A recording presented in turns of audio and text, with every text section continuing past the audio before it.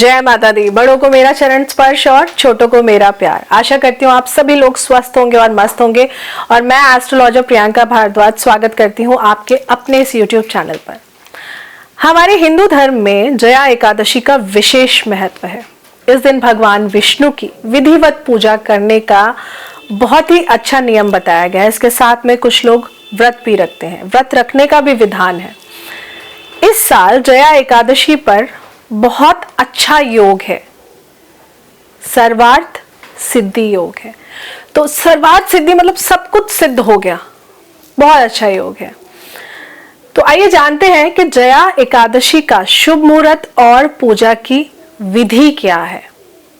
माघ मास के शुक्ल पक्ष की एकादशी को हम सब जया एकादशी मनाएंगे।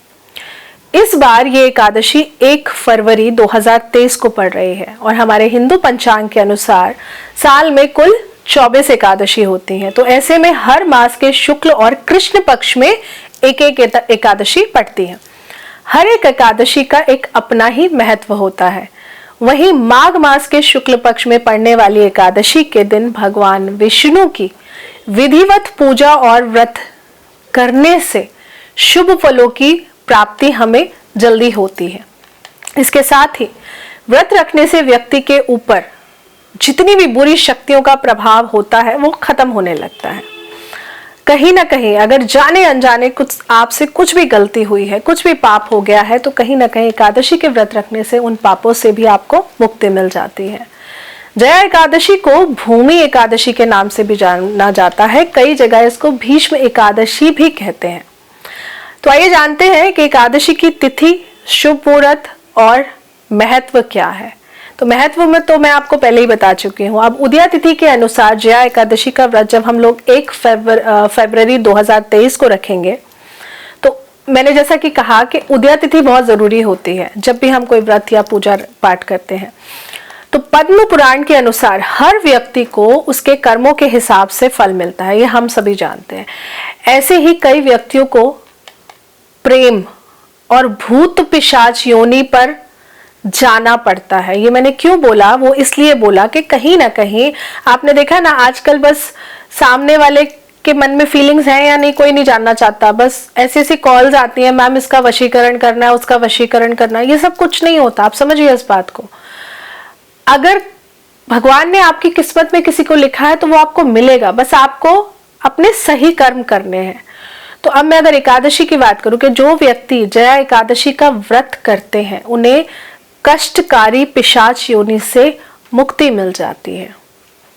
जया एकादशी के दिन सूर्योदय के समय उठकर सभी कामों से निवृत्त होकर स्नान आदि कर लेना चाहिए। इसके बाद भगवान विष्णु का मन में जाप करते हुए व्रत का संकल्प लेना चाहिए। इसके बाद विधिवत तरीके से भगवान विष्णु की पूजा करनी चाहिए।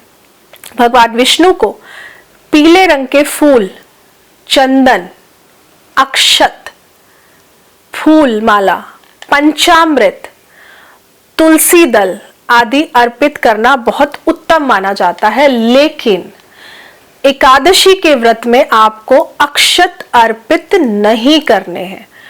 विष्णु जी को चावल नहीं चढ़ाने हैं। तो आप ऐसे में क्या करेंगे, आप सफेद तिल से भगवान विष्णु को उनके मस्तक पर तिलक लगाएंगे। घी का दीपक उनके समक्ष जलाकर रख लीजिए। धूप अगरबत्ती जो भी आप यूज करते हैं उसको जलाकर रख लीजिए। व्रत का संकल्प आप भगवान विष्णु के सामने ले लीजिए। जैसे आप नॉर्मल पूजा करते हैं वैसे ही पूजा होगी, बस अक्षत यहाँ नहीं चढ़ाने हैं, इस बात का ध्यान रखिए। इसके बाद में सुबह आरती, शाम को आरती भी जरूर करिए।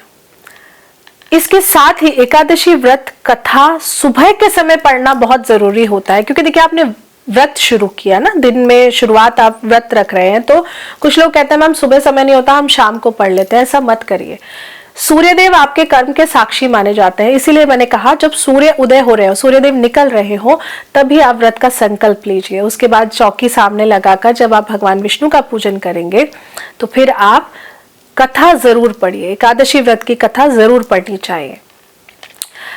इसके बाद रात में आपको घी का दीपक जलाकर विष्णु जी की आरती भी जरूर करनी चाहिए। ऐसा करने से इस व्रत के छोटे छोटे नियम करने से भी आपका व्रत पूर्ण हो जाता है। और कहीं ना कहीं देखिए, जाने अनजाने हमसे बहुत गलतियां हो जाती हैं, तो छोटी छोटी चीजों का भी ध्यान रख लेंगे ना, तो बड़ी से बड़ी गलती भी वो प्रभु माफ कर देते हैं। अगले दिन द्वादशी तिथि को फिर स्नान करने के साथ सबसे पहले आपको दान निकालना है। ये नहीं कि कल व्रत था, आप सोकर उठ गए और स्नान किया और सीधा अपना चाय कॉफी लेने लग गए, ऐसे नहीं होता। तो एकादशी व्रत की मेन इंपॉर्टेंट चीजें मैं आपको बता रही हूँ, इनको ध्यान से सुनिएगा। तो द्वादशी तिथि पर जब आप उठेंगे, फिर आप सूर्य देव को जल चढ़ाइए नहाने के बाद। इसके बाद आप सबसे पहले दान निकालिए, क्योंकि जो भी आपने व्रत किया है, व्रत वाले दिन दान देना और अगले दिन दान निकाल कर मंदिर में दान देना बहुत ही उत्तम होता है और जरूरी भी होता है।